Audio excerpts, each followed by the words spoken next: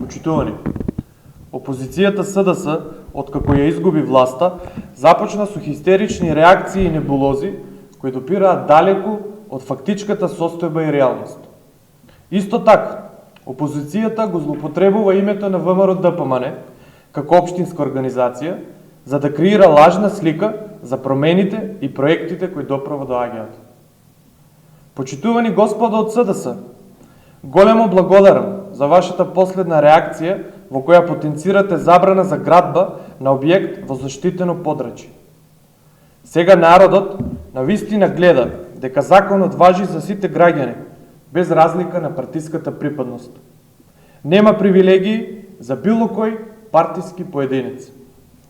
На оваа ситуација вие не сте навикнати, бидејќи порано во Кочани се градеа објекти како хотели и плантажи кои не се легални. ВМРО ДПМН јавно ги повикува сите институции да го испитаат случајот во врска со нелегалноста на претходно споменатиот објект.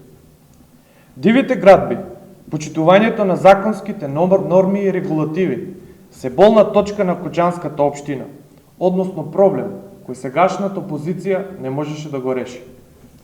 Зошто не ги запревте дивите градби на Трајаново трело, кои растеа како печурки во ваше време? Зошто не ја сопревте кражбата на струја, која намерно ја дозволувавте за партиски гласови? И за на крај, зошто не го критикувате вашиот партиски лидер, кој во неговата политичка кариера направи илјадници скандали и форми на криминал?